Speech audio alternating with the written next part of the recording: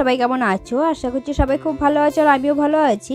আমার আরেকটি নতুন ব্লগে তোমাদের সকলকে স্বাগত জানাই। এখন বাজে বিকেল 4টের মতন আর আজকে ব্লগটা আমি এখন থেকেই শুরু করছি।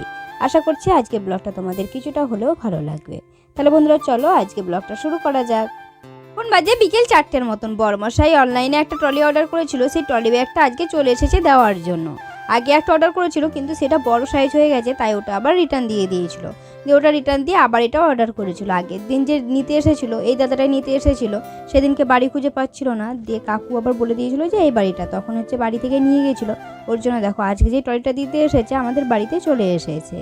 আর এদিকে বড়মশাই দেখছিল ট্রলিটা যে কোথায় কি প্রবলেম আছে, কারণ এর আগের দিনে তো সাইজটা বড় ছিল, তবে আজকে আবার ছোট্ট সাইজ চলে এসেছে। দিয়ে বড়মশাই বলছে যে এটা তো আবার বেশি ছোট হয়ে যাচ্ছে আর ওটা আবার বেশি বড় হয়ে যাচ্ছে, এর মাঝখানে আর কোনো সাইজ নেই। তাই বড়মশাই বলছে যে এটা যে কী করবো এখন সেটাই খুঁজে পাচ্ছি না। তবে বড়মশাই চেনগুলো দেখে নিচ্ছিল যে চেনগুলো ঠিকঠাক আছে নাকি। ভাবছো তো এই সময় ট্রলি কিনেছি আমরা কোথায় ঘুরতে যাব? আমি কিন্তু যাব না, তবে বড়মশাই যাবে আর বড়মশাইয়ের সাথে আরও 3টে বন্ধু যাবে। ওরা 4 জনে মিলে দার্জিলিং ঘুরতে যাবে পরশু দিনে, তাই ট্রলি ব্যাগ কিনেছে। ট্রলি ব্যাগটা রুমে রেখে তারপর আবার রেডি হয়ে দুজনে মিলে বেরিয়ে পড়েছি একটু শপিং করার জন্য।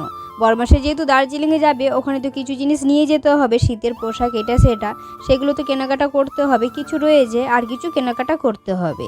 তাই আমি আর বড়মশাই দুজনে মিলে বেরিয়ে পড়েছি সেগুলো কেনাকাটা করতে। আমরা চলে এসেছিলাম কলকাতা ট্রেন্সে। আমাদের বাড়ি থেকে কলকাতা ট্রেন্সটা খুব একটা বেশি দূরে নয়, তাই তাড়াতাড়ি চলে এসেছিলাম। তারপর আমরা ঢুকে পড়েছিলাম কলকাতা ট্রেন্সে। আর এখানে দেখো কত সুন্দর সুন্দর জামা প্যান্ট রয়েছে। সবার প্রথমে আমি বড়মশাইয়ের জন্য কিনতে গেছিলাম, তাই দোতলায় যেতে হয়েছিল, ওখানে আমরা দুজনে মিলে উঠে চলে এসেছি। তারপরে চলে আসলাম বড়মশাইয়ের জন্য একটা জিন্স প্যান্ট নেওয়ার জন্য। অনেকগুলো জিন্স প্যান্ট রয়েছে, তবু অত দূর ঘুরতে যাবো তো একটু বেশি করে নিয়ে যাওয়াই ভালো। বড়মশাইয়ের জন্য কেনাকাটা হয়ে যেতেই তারপর আমরা চলে এসেছিলাম আমার জন্য একটা প্লাজো প্যান্ট কেনার জন্য। আর এখানে প্লাজো প্যান্টগুলো এতটাই বড় বড় ছিল, দিয়ে বড়মশাই বলছে যে তোমার মতন আরও 2জন এখানে ঢুকে যাবে, তুমি এত বড় বড় প্লাজো প্যান্ট কোথায় পরবে। দিয়ে পছন্দ হয়নি, তাই আর প্লাজো প্যান্ট নিলাম না। তারপরে আমরা চলে এসেছিলাম একটা ব্যাগের দোকানে ট্রলি ব্যাগ কেনার জন্য। খানিকক্ষণ আগে যে ব্যাগটা এসেছে সেটা আবার বড়মশাইয়ের ভালো পছন্দ হয়নি। ওই ট্রলি ব্যাগটা খুবই ছোট, বড়মশাই বলছিল যে সমস্ত জিনিস এটাই ধরবে না, দোকানে যাই যদি সেরকম পছন্দ হয় তাহলে একটা নিয়ে নেব। ট্রলি ব্যাগটা নিয়ে আরও কিছু কেনাকাটা করে এখন আমরা চলে যাচ্ছি রুমের দিকে। দোকান থেকে যে ট্রলি ব্যাগটা কিনেছি সেটাও আবার লাল কালারের। চলো ঘরে যাই, তারপর তোমাদের 2টো ট্রলি ব্যাগ একসাথে দেখাবো। রুমে চলে এসেছি আর দোকান থেকে যে ট্রলি ব্যাগটা কিনে এনেছি সেটা দেখো বড়মশাই বার করছে আর 2টো বের করে একসাথে দেখছিল যে কোনটা বেশি ভালো। আসলে যে ব্যাগটা অনলাইন থেকে কিনেছিলাম সেটার কাপড়টা একটু পাতলা ছিল, আর দোকান থেকে যেটা নিয়ে এসেছি সেটার দামও বেশি নিয়েছে আর কাপড়টাও বেশ ভালো ছিল। আর যেটা অনলাইন থেকে নিয়েছিলাম সেটা অনেকটাই ছোট ছিল, আর দোকান থেকে যেটা নিয়েছি সেটার ভেতরে দেখছি অনেকটাই স্পেস রয়েছে, আর তার সাথে সামনে আরও 2টো চেন রয়েছে যেটাতে অনেক কিছু জিনিস ধরবে। তাই বড়মশাই দোকান থেকে ওই ট্রলি ব্যাগটা নিয়েছে আর এটা বললো রিটার্ন দিয়ে দেবে। ট্রলি ব্যাগ পেয়ে বড়মশাই তো খুবই খুশি, সাথে সাথে দেখো আলমারি খুলে ড্রেসগুলো বের করে গোছাতে শুরু করে দিয়েছে। আমি বললাম বড়মশাইকে যে দাও আমি ব্যাগটা গুছিয়ে দিই। দিয়ে বড়মশাই বললো যে না তোমার গোছাতে হবে না, প্রত্যেকবারে তো তুমি গুছিয়ে দাও, আমি এবারে গুছিয়ে নিচ্ছি। বলছে যে আমি এবারে ভালো করে গুছিয়ে নিচ্ছি, আর কোথায় কোন জিনিসটা রাখবো ভালো মনে থাকবে, তুমি গুছিয়ে দিলে আমি সহজে খুঁজে পাবো না, তাই আমার জিনিসটা আমিই গুছিয়ে নিই। তো বড়মশাইকে বললাম ঠিক আছে তাহলে তোমার ব্যাগটা তুমি গুছাও আর আমার ব্যাগটা আমি গুছাবো। আমরা যেহেতু কালকে শ্বশুরবাড়িতে যাব, তাহলে আমারও তো কিছু জিনিসপত্র নিয়ে যেতে হবে, তাই 2টো ব্যাগ নিয়ে যেতে হবে। ও দার্জিলিং যাবে, সে লাগেজটা একটা আলাদা গুছাচ্ছে আর আমার ব্যাগটা আমি আলাদা নিয়ে যাব। আমরা ভেবেছিলাম পরশুদিন সকালবেলায় শ্বশুরবাড়িতে যাব। বড়মশাইয়ের তো দুপুরবেলায় ট্রেন রয়েছে, তাই বড়মশাই বলছিল যে সকালবেলায় যাব, দিয়ে দুপুরবেলায় আমি ওখান থেকে বেরিয়ে যাব। কিন্তু কাকা শ্বশুর আবার ফোন করেছিল, উনি আবার বলছেন যে ওনার ছেলের আবার কালকে বিয়ে আছে, তাই আগের থেকে ফোন করেছিল যে ওখানে যেতে হবে। তাই বড়মশাই বলল যে যখন বারবার করে বলেছে তাহলে চলো তুমি আর আমি কালকেই চলে যাই, দিয়ে বিয়েটাও অ্যাটেন্ড করবো, দিয়ে পরশুদিন আমি চলে যাবো আর তুমি তখন শ্বশুরবাড়িতে থাকবে। আর এদিকে কাকা শ্বশুরের ছেলেটার আগে বিয়ে হয়ে গেছিলো, মানে নিয়ে চলে এসেছিলো, দিয়ে মন্দিরে বিয়ে হয়েছে, কিন্তু এমনি তো বিয়ে হয়েছে ঠাকুরের সামনে, তখন তো ব্রাহ্মণ নাপিত কিছু ছিল না, তাই কালকে আবার ব্রাহ্মণ নাপিত দিয়ে আরও একবার বিয়ে দেবে। বড়মশাই দেখো মোটামুটি ব্যাগ গোছানো হয়েই এসেছে, শুধুমাত্র একটা সোয়েটার ভরলেই হয়ে যাবে। এখান থেকে একটা মাত্র সোয়েটার নিয়ে যাবে, কারণ এখানে সোয়েটারগুলো তো অতটা বেশি মোটা হয় না, আর দার্জিলিংয়ে এই সোয়েটারগুলো পরে থাকতে পারবে না। তাই বড়মশাই বললো যে এখান থেকে একটা সোয়েটার নিয়ে যাবো, দার্জিলিং থেকে সোয়েটার কিনবো, ওখানে নাকি খুব সুন্দর সুন্দর সোয়েটার পাওয়া যায়, তাই ওখান থেকেই কিনবে। এখান থেকে একটা সোয়েটার নিয়ে যাবে, বেশি আর নেবে না, বলছে বেশি নিলে আবার লাগেজ ভারী হয়ে যাবে, এখান থেকে বেশি নেব না। আর কালকে সকাল হলে আমরা আবার বেরিয়ে পড়বো শ্বশুরবাড়ির উদ্দেশ্যে। পরের দিন সকালবেলায় দুজনে মিলে রেডি হয়ে বেরিয়ে পড়েছি শ্বশুরবাড়ির উদ্দেশ্যে। ভেবেছিলাম সকাল সকাল বেরোবো, সেই বেরোতে 10:30 বেজে গেছে। আসলে আমার তো সকাল সকাল ঘুম ভাঙে না, তাই একটু দেরি করে উঠেছিলাম। তাও আজকে একটু সকাল সকাল উঠেছিলাম, 7টার সময় উঠেছিলাম। আর অন্যদিন তো 8টার সময় উঠি। 7টার সময় উঠে খাওয়া দাওয়া করে স্নান করে রেডি হতে হতেই 10:30 বেজে গেছে। আর এখন দেখো স্কুলের টাইম, তাই দেখো সমস্ত স্কুলের ছেলেমেয়েরা স্কুলে যাচ্ছে। এদিকে জমিতে দেখো আলু তোলা শেষ, আলু তুলে সমস্ত জমিতে ধান চাষ করে দিয়েছে। আর এই ধান গাছগুলো দেখতে কিন্তু খুব সুন্দর লাগে, গোটা মাঠ একদম সবুজ হয়ে আছে, বেশ সুন্দর লাগছে দেখতে। 1.5 ঘন্টা পর চলে আসলাম শ্বশুরবাড়িতে। শ্বশুরবাড়িতে ঢুকে কাউকেই দেখতে পাচ্ছিলাম না। আমাদের আসার খবর শুনলে দুটো বাচ্চা রেডি হয়ে বসে থাকে সামনে যে কখন আসবে, কিন্তু আজকে কাউকেই দেখতে পাচ্ছিলাম না। তারপরে ড্রেস চেঞ্জ করে শাড়ি পরে নিলাম, শাড়ি পরে সবাই মিলে খাওয়া দাওয়া করে নিয়েছি। বর্মশাই এদিকে চলে গেছে খবর করতে। আর এদিকে দেখো মা আবার উঠোনে গোবর দিচ্ছে। এই দেওরটার আজকে বিয়ে, সেই দেওরের নামে ছোটো কাকি আবার মন্দিরে পুজো দিতে গিয়েছিল। আর পুজো দিয়ে তারপর আমাদের সবাইকে প্রসাদ দিতে এসেছিল। আর ছোটো কাকির সাথে আবার দুটো নাতি নাতনি গিয়েছিল, একজন হচ্ছে ছেলের ছেলে আর একজন হচ্ছে মেয়ের মেয়ে। দুজনে দেখো কত সুন্দর, একজন জগে করে জল নিয়ে গেছিলো আর একজন ফুলের সাজিতে করে ফুল নিয়ে গেছিলো। সুবীরের দেখা পেলাম, সুবীরকে বললাম যে যা তুই তাড়াতাড়ি স্নান করায়, তারপর তুই আর আমি দুজনে মিলে কাকাদের বাড়িতে যাব। আর ও দেখো এত গরমের মধ্যে কটা গেঞ্জি পরে বসে আছে। আমরা এদিকে গরমে বাড়ছি না, ফ্যান চালিয়ে বসে আছি, আর ও এদিকে দুটো গেঞ্জি পরে বসে আছে। তারপরে আমরা চলে এসেছিলাম কাকা শ্বশুরের বাড়িতে। কাকা শ্বশুরের বাড়িতে দেখো প্যান্ডেল একদম রেডি হয়ে গেছে। আজকে বিয়ে হবে, কাল বাদ পরশু দিনে বউ ভাত হবে। আর সামনেই দেখো সাজানো তোলা করা হয়েছিল, রাত্রেবেলা বিয়ে দেওয়া হবে তার জন্য। চারদিকে 4টে কলা গাছ গাড়া হয়েছে। আর এদিকে কাকা শ্বশুরের মেয়েটা এসেছিল, ও আবার লেপে দিচ্ছিল পুরো সাজানো তলাটা। সাজানো তলায় ধান দুব্বা দিয়ে ঘট বসানো হচ্ছিল। আমার বড় যা আবার ঘট বসাচ্ছিল, আর একটা যা আমাকে বলছিল ঘট বসানোর জন্য, কিন্তু আমি বললাম যে তোমরা তো বড়, তোমরা ঘট বসাও, আমি দেখে দেখে শিখি। কারণ আমি তো এসব নিয়মকানুন ভালো জানি না, কারণ বাপের বাড়িতে যখন ছিলাম মা কাকি ওরাই করেছে, অত ধারে কাছে যায়নি, অন্য কাজ করেছি, কিন্তু এসব ভালো লক্ষ্য করিনি। তাই ওদেরকে বললাম যে তোমরা করো, আমি দেখে দেখে শিখি, আমাকেও তো শিখতে হবে, নাহলে আমি একবারে পারবো কিসের জন্য। আর আমি তো শ্বশুর ঘরে বেশি থাকি না, তাই এসব হচ্ছে বেশি জানিও না। আর আজকে প্রথমবার চলে এসেছি সাজানোতলা কীভাবে সাজায় সেটা দেখতে।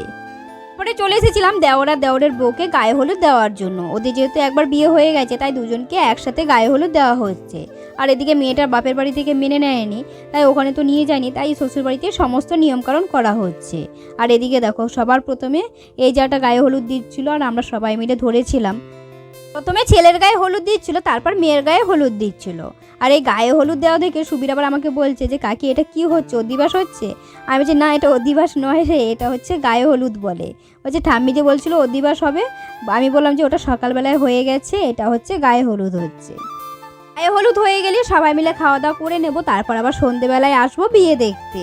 সন্ধেবেলায় চলে এসেছি বিয়ে দেখার জন্য। আর এদিকে পুরোহিত মশাই চলে এসেছেন। আর যে আলপনাটা দেখতে পাচ্ছ, আমি আর একটা বোন দুজনে মিলে দিয়েছিলাম, আর তারপরে দুজনের নামও লিখে দিয়েছিলাম। তারপরে ছেলে রেডি হয়ে চলে এসেছিলো বিয়েতে বসার জন্য। বিয়েতে বসার আগে বড়দেরকে প্রণাম করে নিচ্ছিল, আমাকেও প্রণাম করতে এসেছিলো। আমি যেহেতু বৌদি হই, কিন্তু আমি প্রণাম করতে দিইনি। আমি আবার কাউকে প্রণাম করতে দিই না, কারণ হচ্ছে আমার কেমন একটা অস্বস্তি বোধ হয় যে কেউ আমাকে প্রণাম করুক, আমি সেটা চাই না। আমি মন থেকে সবসময় তাদেরকে আশীর্বাদ করব বড় হিসাবে, কিন্তু আমি চাই না যে কেউ আমার পায়ে হাত দিয়ে প্রণাম করুক। তারপরেই বসে পড়েছিল বিয়েতে। ছেলেদের তো আগে বিয়েতে বসতে হয়, তাই ও আগে বসে পড়েছিল। আর জানো তো বন্ধুরা, এই গ্রামে একটা নিয়ম আছে যে যতই পালিয়ে এসে বিয়ে করুক না কেন মন্দিরে, তারপরেও হচ্ছে আবার অনুষ্ঠান করে বিয়ে দেওয়া হয়, ব্রাহ্মণ নাপিত ডেকে আবার দ্বিতীয়বার বিয়ে দেওয়া হয়। তারপরে মেয়েটাকে নিয়ে চলে আসা হলো, এখন হবে শুভদৃষ্টি। তার আগে 7 পাক ঘুরে নিচ্ছিল। আর যারা দুজন পিঁড়ি ধরেছিল ওরা দুজনও দেওর হয়। কাকা শ্বশুরের 3টে ছেলে, বড় ছেলের আজ বিয়ে হচ্ছে, আর ছোট ছেলে দুজন পিঁড়ি ধরেছে। তবে ছোট ছেলে দুজনেরও কিন্তু বিয়ে হয়ে গেছে। আগে ছোট ছেলেটা বিয়ে করেছিল, তারপর মেজো ছেলেটা বিয়ে করেছে, আর এখন বড় ছেলেটা বিয়ে করছে। শুভদৃষ্টি হয়ে গেছে, এখন পায়ে তেল মাখানো হবে, তারপর জল দিয়ে ধোয়া হবে, তারপর গামছা দিয়ে মোছা হবে। তোমাদের কার কার ভিতরে এই নিয়মটা আছে অবশ্যই কমেন্ট করে জানাবে।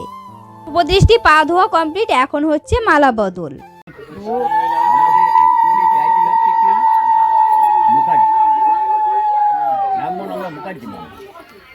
চ্যাটার্জি, মুখার্জি, ব্যানার্জি আছে, ভাগ আছে। আমরা হচ্ছে মুখার্জি, কিন্তু আমাদের কি, আমাদের পাঠক উপাধি, পাঠকটা যে উপাধি না। মালা বদল হয়ে যেতেই বসে পড়েছিল বিয়েতে। আর সবার প্রথমে হচ্ছিল হাত বন্ধন।